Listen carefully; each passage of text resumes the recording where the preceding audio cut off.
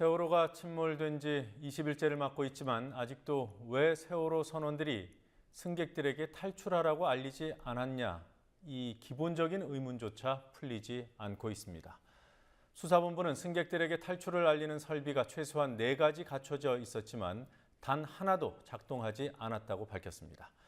조타실에 있던 8명의 선원, 그리고 기관실에 있던 7명의 선원이 왜 이 설비를 활용하지 않았는지, 그 이유는 여전히 미궁입니다.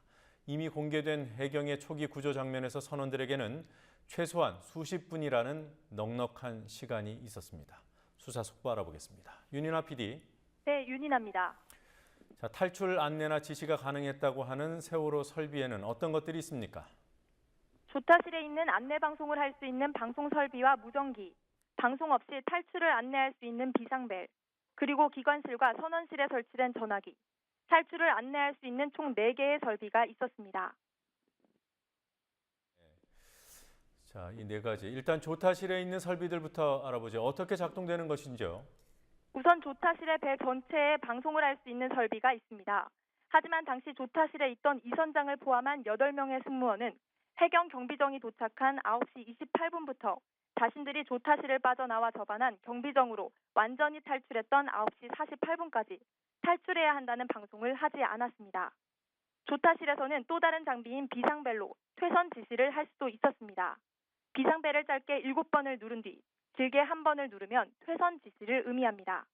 조타실에는 4대의 무전기도 있었습니다. 수사본부는 이 무전기로 승무원들에게 탈출 안내를 지시했다면 승객들에게 전달될 수 있었을 거라고 말했습니다. 그러나 실제로는 구명조끼를 입고 대기하라는 지시만 무전기로 전했을 뿐 자신들이 조타실을 탈출하면서도 탈출 지시를 하지 않았다는 게 수사본부의 설명입니다. 네. 기관실에 있다는 전화기로는 어떻게 탈출 상황을 알릴 수 있는 겁니까? 기관실과 조타실에 있는 전화기의 숫자 0번을 누르면 선내 방송이 가능합니다. 하지만 기관실에 있던 7명의 선원들은 약 35분간 9시 30분쯤 기관실을 탈출할 때까지도 전화기를 사용하지 않았습니다. 네, 윤 PD가 말한 대로 조타실에 8명, 그리고 기관실에 7명이 함께 있었는데요. 어떻게 이럴 수 있는 것인지 답답합니다. 당시 급박한 상황이어서 그럴 수 있다고 볼 여지가 있는 겁니까? 초기 구조 영상을 보면 해경 경비정이 세월호에 처음 도착한 시각이 9시 28분입니다. 이후 기관실과 조타실 선원들을 모두 구조하기까지 20분 정도가 소요됐습니다. 특히 경비정이 아예 조타실 쪽에 접안을 시켜놓고 차례로 조타실에 있던 선원들을 구하는 데 걸린 시간만도 5분입니다. 이 시간 동안 비상벨 1번 안 눌렀다는 게 이해하기 어렵습니다. 선원이 마지막으로 구조된 시점, 그러니까 9시 48분에라도 비상벨을 누르거나 안내 방송을 한번 했다면 많은 승객들이 탈출할 수 있었습니다. 탈출 안내를 하지 않은 선원들의 책임이 크지만 해경도 이런 설비를 활용하도록 조치하지 않은 책임이 크다고 볼 수 있습니다. 사고 현장에 도착하자마자 선체 진입을 시도조차 안 한 책임과 함께 이 부분에 대해서도 해경의 책임을 규명해야 합니다. 침몰 원인과 관련한 수사 내용도 알아보도록 하죠. 청해진 해운 물류팀 간부들이 잇따라 구속되고 있어요. 어제 검찰은 청해진 해운의 물류팀 부장 56살 남모 씨를 구속했습니다. 세월호의 침몰 원인으로 꼽히는 과적에 대한 책임 여부 수사에 청해진 해무이사 안모 씨와 물류 담당 차장 김모 씨에 이어 3번째 구속입니다. 세월호의 과적 사실을 알고도 방치한 혐의입니다. 또 수사본부는 남 씨가 사고 직후 전상 기록을 조작해 세월호의 화물 적재량 180톤을 축소하는 데 가담한 것으로 보고 수사하고 있습니다. 네.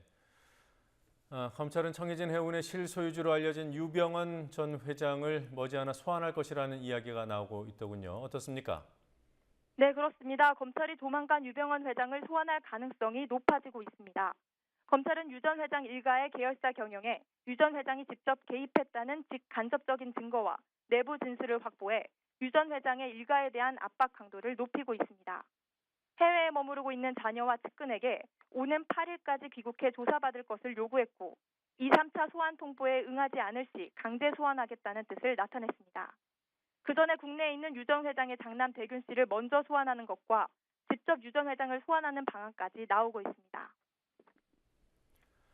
자, 검찰이 유병언 회장에게 수사력을 집중하는 이유, 어떻게 짚어볼 수 있을까요? 검찰은 유 전 회장의 비자금을 모으는 과정에서 청해진 해운대 부실, 위법 경영이 있었고 이는 세월호 사고와 무관하지 않다고 보고 있습니다. 특별수사팀은 유병헌 전 회장 일가의 계열사 관계자를 불러 계열사 경영에 유 전 회장이 개입했는지 여부를 조사 중입니다. 또 검찰은 세모그룹의 사장단 회의로 알려진 높낮이 모임도 조사 중입니다. 높낮이 모임은 유 전 회장의 계열사 대표를 직접 임명하고 계열사 설립이나 사업 등을 진두지휘한 것으로 알려졌습니다. 하지만 유 전 회장 본인 명의의 부동산과 주식이 없고 회사 경영과 관련된 지시보고 증거가 없어 처벌이 힘들다는 지적도 나옵니다. 검찰은 청해진 해운의 위법 경영에 유 전 회장 일가가 연결고리를 찾는 데 중심을 두고 있습니다. 세월호 침몰의 연결고리가 부족할 경우 유 전 회장에 대한 검찰의 수사가 국민 분노를 잠재우기 위한 희생양, 표적 수사라는 비판을 받을 수 있기 때문입니다.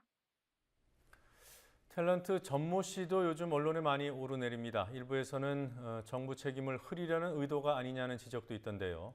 전 씨가 수사 대상으로 거론되는 이유는 뭡니까? 인천지검 특별수사팀은 탤런트 전모 씨가 유병헌 전 회장의 횡령 배임 혐의를 도왔을 것으로 보고 금융계좌를 추적하고 있습니다. 전 씨는 유 전 회장과 관계가 없다고 주장했지만 2009년 재혼한 권모 씨가 유 전 회장의 처남이라는 사실이 드러나면서 전 씨가 유 전 회장 일가 비리에 연루됐다는 의혹이 커지고 있습니다. 네. 실종자와 유족들이 세월호 초기 구조 작업의 문제를 제기하면서 수사할 것을 요구해 왔습니다. 해경과 해수부에 대한 수사 본격화될 것이라는 보도가 있던데요. 사실인지요? 합동수사본부의 양준진 검사는 현재로서 해경과 해양수산부에 대해 본격적으로 수사할 계획이 없고 사고 원인 규명을 밝히는 것에 초점을 맞추고 있다고 말했습니다. 양 검사는 이번 주부터 해경과 해수부를 상대로 검찰의 본격적인 수사가 진행될 것이라는 언론 보도는 사실이 아니며 합수본에서도 직접 확인해준 바가 없다고 선을 그었습니다. 현재로서는 사고 원인 규명에 수사에 초점을 맞추고 차후의 순서대로 조사할 방침이라고 말했습니다.